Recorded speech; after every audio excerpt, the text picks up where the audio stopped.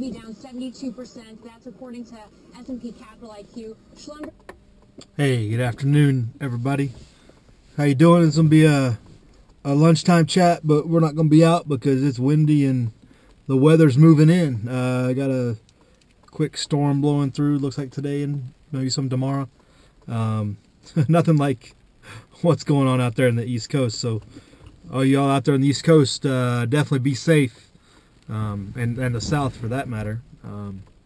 It ranges a pretty long range there. But y'all be safe and prepare, and well, most of you hopefully are prepared already, but ride this out hopefully unscathed. We'll start off first. Just let me do a thank you and a shout out to those out there who helped donate to Mine and Reb's trip up to Oregon. We went and covered the Hammond rally. They know who they are. And I think Reb's going to get together and send you a token of his appreciation. He's much more creative and has better abilities than I am, but I will give you do appreciate it, and thank you for it. No, not everybody's able to do all they want, and it's just a way of you signifying a way of supporting the cause, so we appreciate it. And I do believe Reb's going to reach out to you and hopefully get you something that just acknowledges that.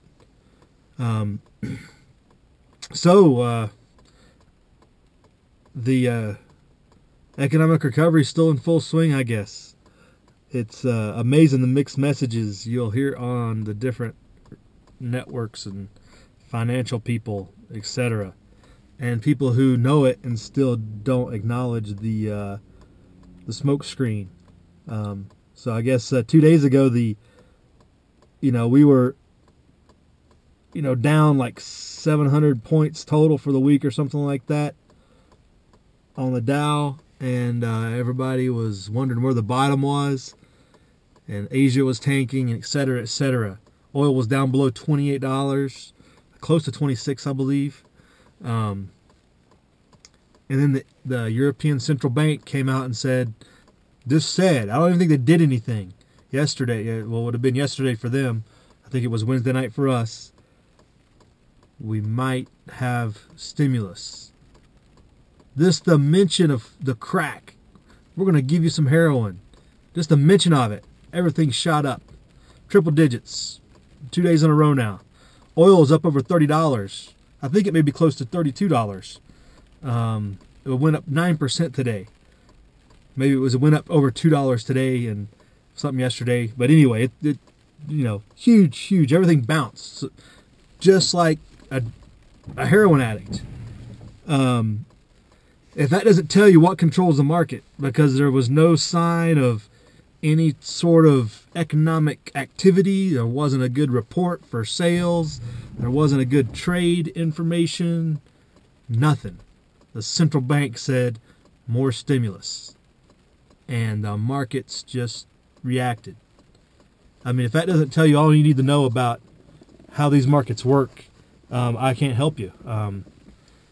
If you want to leave your money in that kind of casino where, they're just manipulating things, and again, people are making millions of dollars off these different movements for sure. But I mean, just look at the last 2 days and all that was done, and the only thing that boosted that market was those words out of a central bank. So I don't know what else you can say to destroy your faith in this economy, but all that means is more inflation. Stimulus is gonna, drive the inflationary, markets up. There's so much distortion and just downright lack of logic in so many of these different, markets. When you think about the trillions of dollars that have been pumped in with so little effect, and yet real goods, with real value, commodities haven't exploded. So there's suppression in all the commodity markets at some level. It's downright scary. It makes you wonder how long people will keep their faith in this central bank controlled situation. So just throwing that out there. Hope everybody's paying attention. It could get ugly quickly, or we could drag this out. And how much heroin can a heroin addict take? At what point does the heroin kill the addict? I guess we might find out. If they pull us off cold turkey, we're going to crash hard. And if they keep pumping us up, it's going to crash hard at some point too. So you're killing us either way. It's just a matter of what benefits them most, I guess. So I don't know what more to say on that. But hope everybody's doing good. Yeah, back out east in the south there, pretty significant storm it looks like. So you guys be careful. We'll stay in touch. And I plan on doing a kind of a more in-depth video here at some point within the next couple weeks on the whole BLM situation as it pertains to Nevada. There's been a lot of different events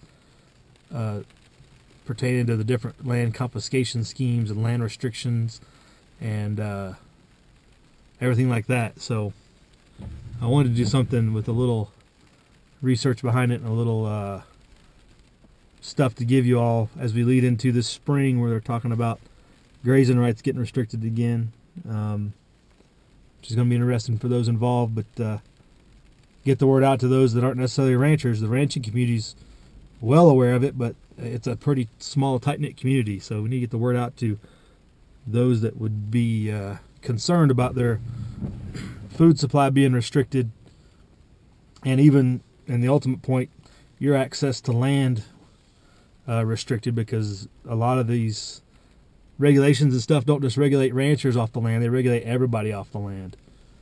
So we'll try to do something and get a significant video put together for that. So y'all be good out there. Stay warm and dry wherever you are, and live free.